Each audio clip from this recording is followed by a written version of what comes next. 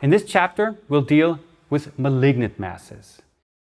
Now, malignant masses are less common than benign masses, but very frequently relatively spectacular, unfortunately for the patient. We can have two types of malignant masses, either primary or secondary. Let me start with the following example. If you look closely, you will appreciate that there is a mass right here in the free right ventricular wall, which extends here towards the septum. There's a pericardial effusion here, and maybe there's also a mass somewhere down here. Good. Let me go through the typical criteria for malignancy and then come back to this case to demonstrate that this patient probably has a malignant cause of his tumor. The first typical sign is expansive growth. You usually find malignant tumors, or very frequently find malignant tumors, not only in one chamber, but in more than one chamber of the heart.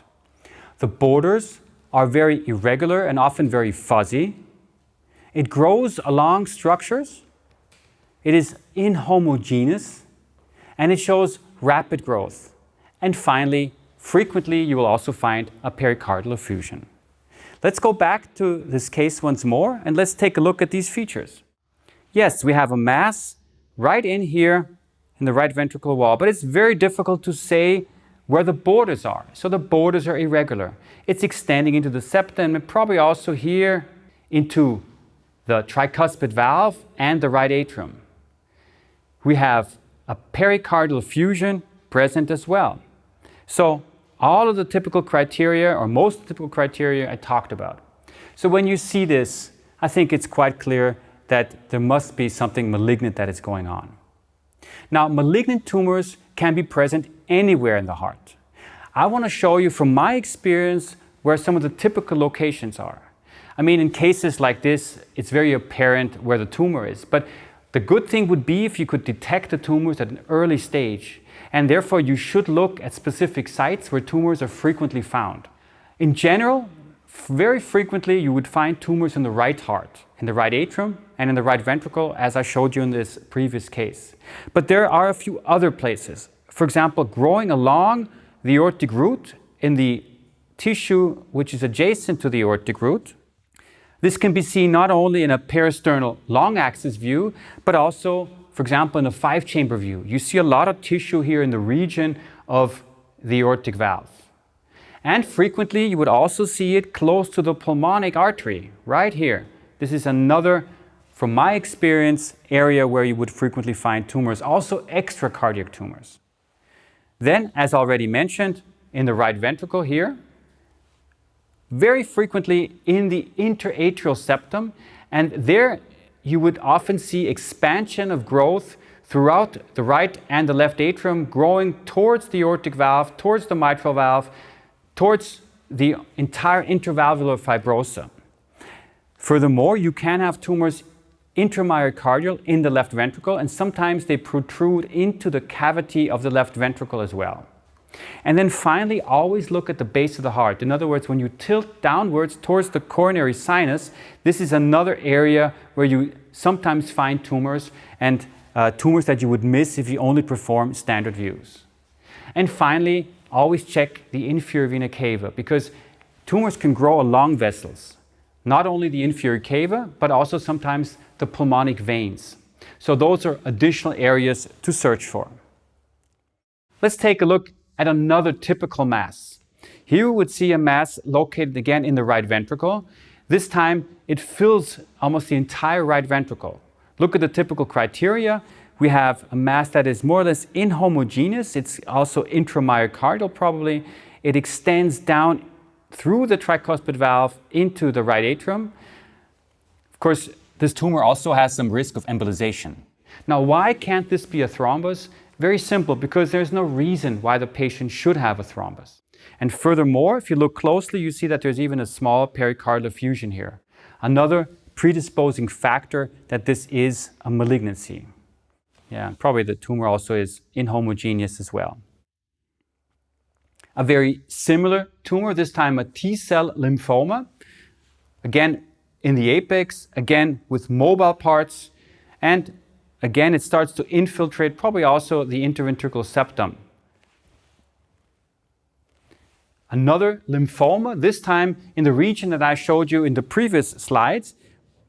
This time you have involvement of the interatrial septum, and the tumor is growing through the interatrial septum right here and here. You see it's a very large tumor. You can see that in the subcostal view as well. And this structure here is not the tumor, but it's actually a stent that was placed in the superior vena cava because the tumor was also obstructing the superior vena cava. Now, let's turn to a tumor which is located, in this case, in the left atrium. Take a look at this tumor here. Now, you might assume that this could be a myxoma as well, because it's very difficult to say where the origin is. It's from the transthoracic echo. But we know that this patient actually had not only one tumor, but two masses in the left atrium. This is the TE study of the same patient. Let's take a more closer look at the tumor. First of all, we see that there are areas which are rather echogenic here, and then echolucent. Of course, sometimes myxoma can have the same appearance, but in general, this speaks more in favor of a malignancy. And then we see that there is not only one, but two tumors.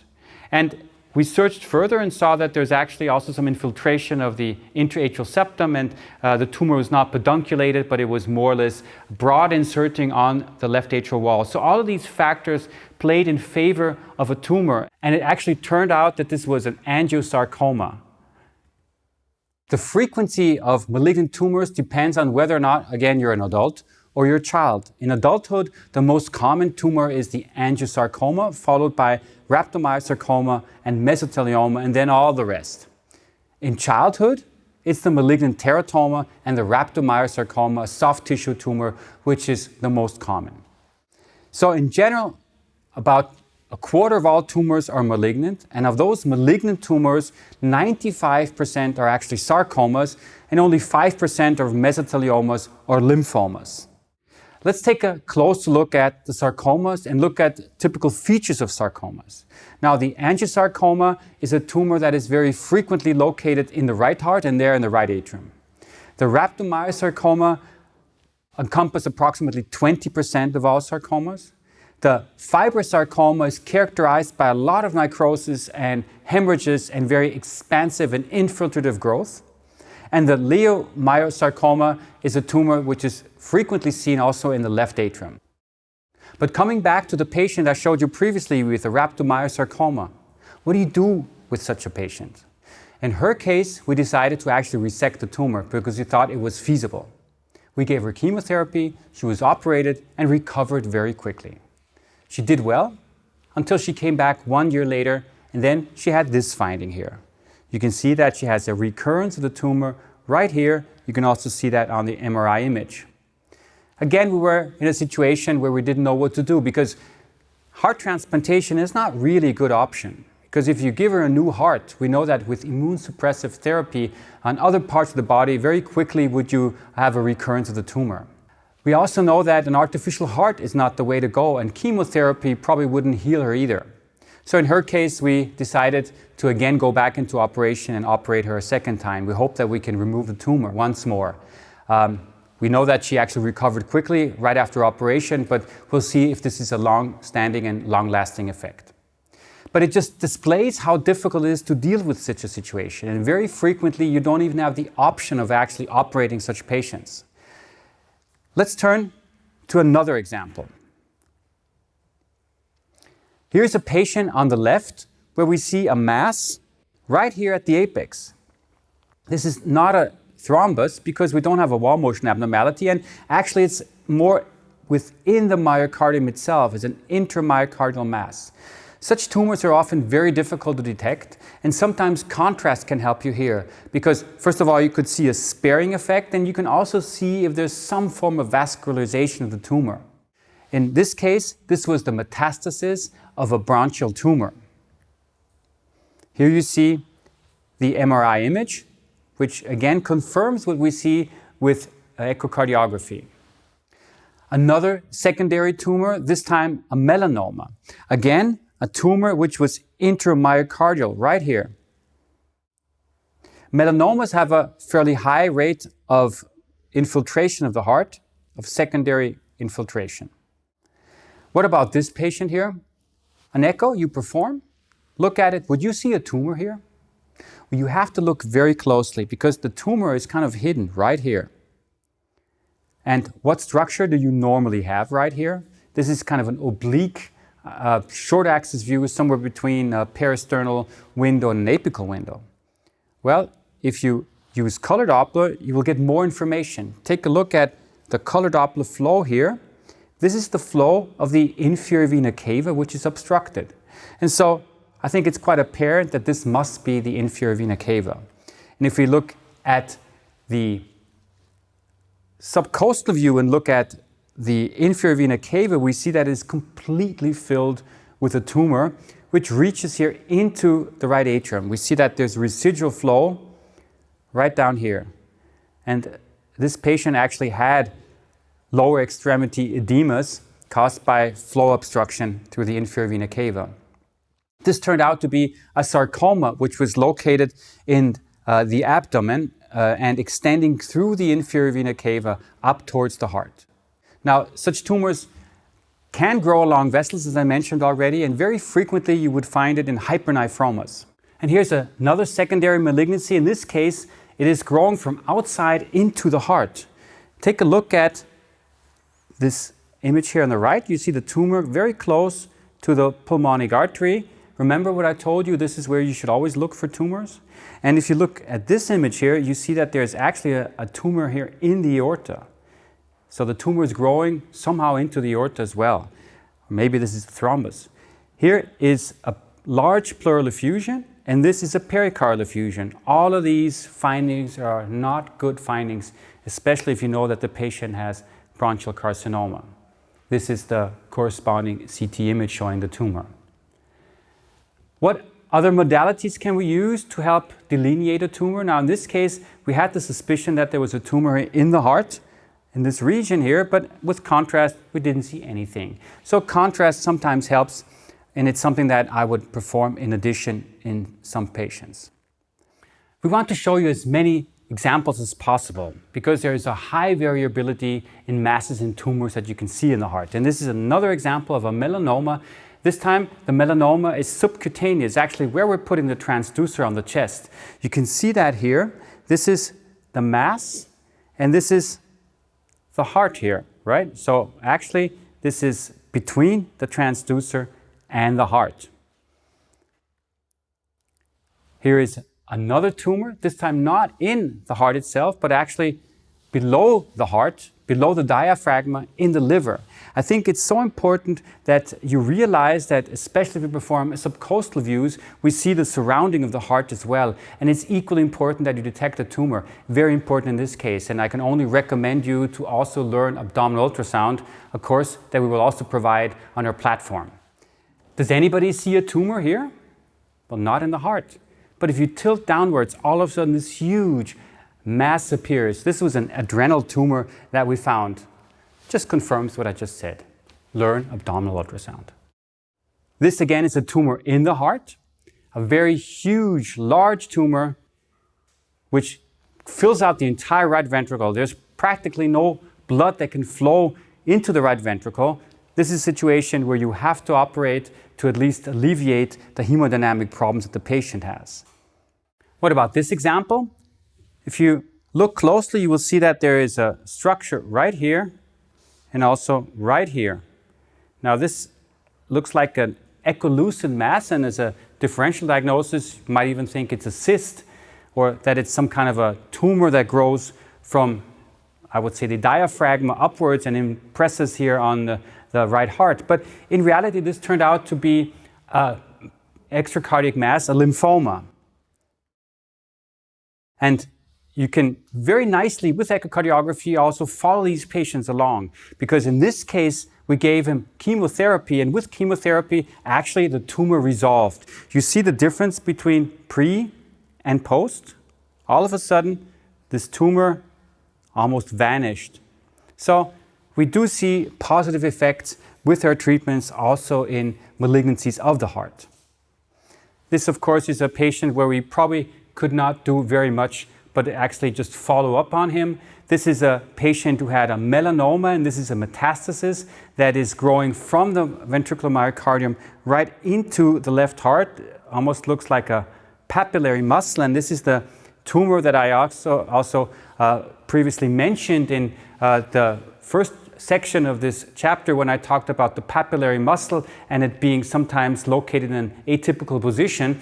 This could mimic an atypical papillary muscle.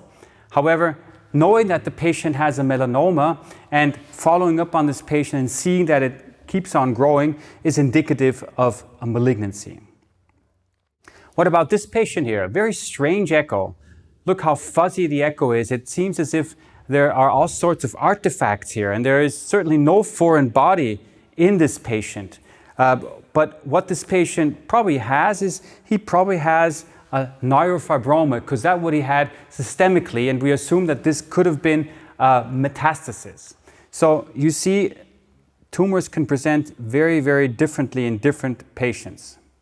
A patient with a hypernephroma, we showed you a patient with a sarcoma where the tumor growed from the inferior vena cava into the right heart. This looks very similar, with the only difference that it is already in the heart. You see that the head of this tumor is reaching all the way into the right atrium. In this case, it was a hypernephroma, a tumor that you will see very frequently actually growing into the inferior vena cava. In such cases, you need to document that there is flow obstruction. You can see the turbulent flow right here. And with contrast, you can see that there is a sparing effect of the tumor here with contrast injection. And finally, another tumor that I want to show you that actually mimicked a thrombus in the pulmonary artery. Take a look at this mass right here in the pulmonary artery. You see that it actually looks like a thrombus, and it's protruding also into the left pulmonary artery right here. But it turned out that this patient had a chorion carcinoma, which was growing into the pulmonary artery and obstructing flow and causing actually significant pulmonary hypertension. And finally, even endocrine tumors can be found in the heart. This is a tumor which was located inside the interventricular septum. Take a look at this huge mass here with a little bit of a different echogenicity than the remaining part of the interventricular septum. So this mass is actually, I would say, extending the interventricular septum, which appears relatively thick here. Talking about metastasis, what are some of the primary tumors that can cause metastasis of the heart? Basically, almost all tumors can cause metastasis, but very common you will find it in melanomas, in soft tissue sarcomas, in thyroid cancer, and if you look at tumors which come from the chest, it's lung cancer, it's breast cancer, and if you look at the abdomen or other organs, it's esophageal cancer, which is of course very close to the heart, renal carcinomas, as we saw previously, that grow along the inferior vena cava, hepatocellular carcinomas, and very frequently we also see secondary involvement with leukemia or lymphomas. And as a matter of fact, in autopsy studies, we found that in very many patients where you don't even see a primary tumor, we would have some form of cardiac involvement. Almost in 8% of all cases of autopsies, we see some form of a tumor also in the heart. So secondary tumors of the heart are very frequently, probably many patients don't really experience the sequels of a metastasis of the heart because they die of other causes before the tumor in the heart can get to a size where it causes problems. Coming back to tumors in general, what are some of the problems that you can expect? First of all, expansive growth of the tumor, obstruction, similar as in benign tumors, arrhythmias, very frequent actually, and often a very early sign or manifestation of malignancies, metastasis, pericardial effusion, and of course, embolization of the tumor. Now I want to see how good you are with all this knowledge on board and with as many cases that we showed you in this and in the previous lectures. Can you make the diagnosis here? Do you see a mass? Okay, I'll give you a few seconds.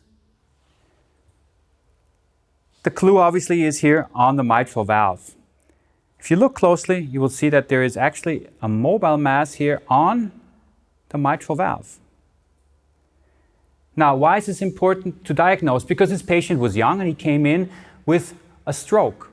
And if you see this, you have to realize that this could be the cause of stroke. And remember what we said? Which tumor do you find on the mitral valve? Is it a thrombus? No, certainly not. It's probably a benign mass. To figure out if it is an endocarditis, of course you ask if the patient has fever, and then you also take a look whether or not the patient has valvular destruction. Now there's a little bit of mitral regurgitation, but it does not seem as if the valve is massively destructed. Well, it turns out that this patient had a fibroelastoma. So a tumor that we have to remove and which was probably the cause of the stroke. What about this patient here? Do you see a mass here? Look very closely. Anything abnormal that you can see? And remember what I taught you about the typical locations of a tumor. Well, this was a myelosarcoma. Where can you see it? Look at this region right here. Looks awkwardly thickened. And if you perform a TE study, this is what we found. Now the tumor, I think, is very apparent. Of course, this shows you the superiority of TE in looking at tumors. But this you could also catch from a transthoracic echo as well. And this is the typical location that I talked about. You have the tumor growing along the structures from the interatrial septum around the aortic valve. See how large the tumor actually is. Do you think it's malignant? Yes, it must be malignant. As I told you already, it's a myelosarcoma. What about this patient? A young patient comes in, does a lot of sports. He's actually an athlete. He has an enlarged heart, probably because he has an athlete heart. And then we take a closer look at this region right here. And there's a small mobile mass here and here. What is this? Well, to be honest, I don't know. It's probably some kind of a, I would say, excessive tissue of the mitral valve. Maybe it's a small tumor. But would you operate this patient? Very difficult to say. In his case, we were just following up along because we don't think that this is definitely a tumor, and we don't want to just go into surgery without knowing that it is definitely a tumor or not. What about this case here? Is this a tumor? There's a very echogenic area right here at the region of the mitral valve, the papillary muscle. You can see it very nicely right here. You see this is echogenic. Well, I guess this is just fibrosis in an elderly patient, similar to mitral annular calcification. You can also have papillary muscle fibrosis and thickening of the papillary, or thickening of the tendons. What about this patient here? Is this a tumor or not? Take a closer look here, especially at the region of the tricuspid valve right here. Tumor, yes or no? I guess you remember from the previous lecture that this is the region where you have a lot of fat infiltration. This is more likely just an abnormal thickened annulus of the tricuspid valve, a prominent tricuspid valve annulus. One last example. Do you think this patient has a tumor? I think you appreciate which structure I'm talking about. Right here on the subvalvular apparatus of the mitral valve. You can see it here and in more detail right here. You see it's mobile. Is this a tumor or not? Well, we think it is endocarditis. Why? Because we have the additional clinical information that the patient has fever and high infectious parameters, and because we see significant mitral regurgitation, which indicates that the valve is being destructed by the infection. So a beautiful example of endocarditis, actually more on the subvalvular than the valvular part of the mitral valve. So the key message here, of course, is that don't only look at the echo, but also look at the additional clinical information that you have. Now, what do you think is the most important thing when it comes to diagnosing tumors and masses?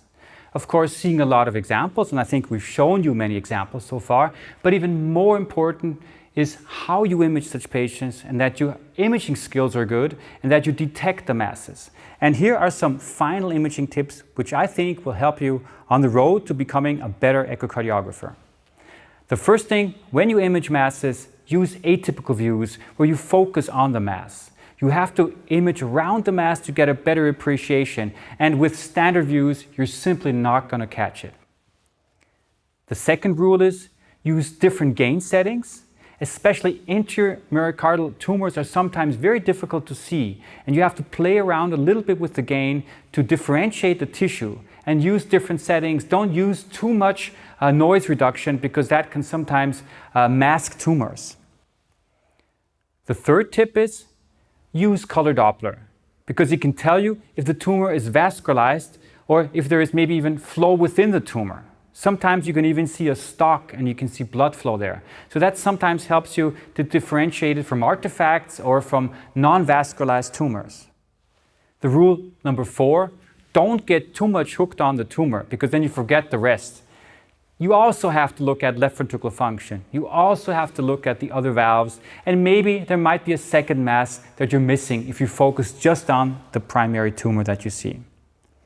And finally, my 5th and last tip, always put your findings into a clinical context. It will help you refine the diagnosis, and it will also lead you to the best management for your patients.